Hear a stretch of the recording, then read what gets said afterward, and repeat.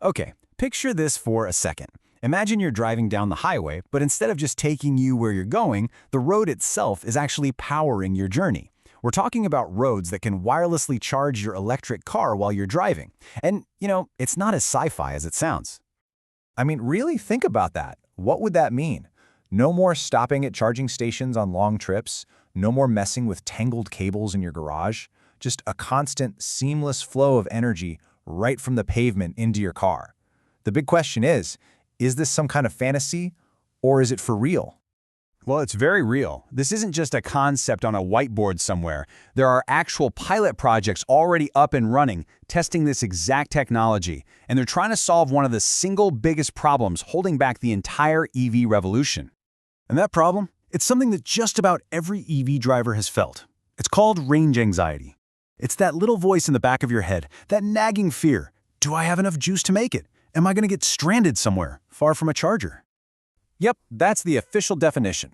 It's what turns a fun, spontaneous road trip into a carefully planned, almost military-style operation of charging stops. But hey, for most of us, it's an inconvenience. For a massive part of our economy, though, it's a total deal-breaker. I'm talking about heavy-duty trucking. These semis are a massive source of greenhouse gas emissions, and trying to electrify them is so difficult. Especially for what's called the middle mile of the supply chain. That trip from a huge warehouse to your local store. But if those trucks could just charge while they drive, whoa, they could use way smaller, lighter batteries, which means they could carry more stuff. And more cargo means more money. That's a game changer. Okay, so how on earth does this actually work, right? How do you beam electricity from a road into a giant truck barreling down the highway? Well, the basic idea is probably something you use every single day. And this quote from Purdue professor Steve Pekarek nails it. He says it's basically the same thing as that wireless charging pad you have for your smartphone. You just set your phone down and it charges.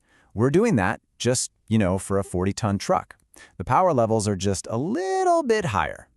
The magic behind it all is called inductive charging. It's a pretty cool process that uses magnetic fields to transfer energy between two things without them ever having to physically touch. No plugs, no wires, just pure physics. So here's how it goes down. First, you embed these special transmitter coils under the road. Then, you run power through them, and that creates a magnetic field. Any vehicle with a special receiver plate on the bottom can then drive over, grab that energy right out of the air, and send it straight to the battery. It's like a perfectly choreographed dance between the road and the car. But here's where it gets really interesting. Not everybody agrees on the best way to actually use this technology. Right now, in the US, there are two big pilot projects going on, and they have completely different ideas about how to do this. And you can see the split right here. It's really two different philosophies. On one hand, you've got the project in Indiana. They're all about high-speed highway charging, trying to electrify major interstate routes for big semi-trucks. But on the other hand, you've got Detroit.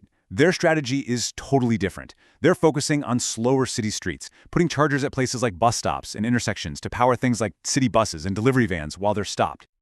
I love this quote because it really gets at the dream behind that Indiana highway project.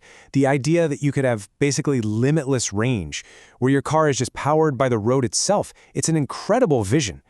But there's a pretty big pothole on the road to that future. And that brings us to the billion-dollar question, the elephant in the room. This all sounds fantastic, but is it something we can actually afford to do on a massive scale? So let's talk numbers. The estimated cost to install this technology is somewhere between $1.6 and $2 million per mile. Yeah, you start multiplying that by the millions of miles of roads we have in the US, and that number gets really big really fast. And that insane price tag has a lot of experts feeling pretty skeptical. As researcher Ashley Nunes puts it, it might look great on paper, but the real-world logistics and the sheer cost might just make it impractical. So, is this whole idea just a pipe dream? Well, not so fast. The crazy high cost doesn't necessarily mean this technology is dead in the water. It just means we can't be dumb about it. We have to be really smart and strategic about where we decide to build it. I bet after hearing that price, this is the exact question on your mind, right? Are we seriously talking about electrifying every single highway, every street, every back road in the country? And the answer from pretty much every expert is a clear and simple no. The goal isn't every road, it's the right roads.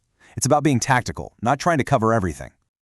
So, what are the right roads? Well, think about places that give you the most bang for your buck. We're talking about busy bus routes in a city, those critical middle-mile routes that all the trucks use, or even just busy intersections, depots, and bus stops where vehicles are already stopping anyway. It's all about targeting the high-impact zones. And this quote from Purdue's Nadia Gritza really sums up the whole realistic vision for this. Nobody thinks this is going to replace all the plug-in charging stations. Instead, it's a complementary piece of the puzzle. It's something that works with the existing network to fill in the gaps and make the whole system stronger. So, no, we're probably not going to see every single road become a giant charger.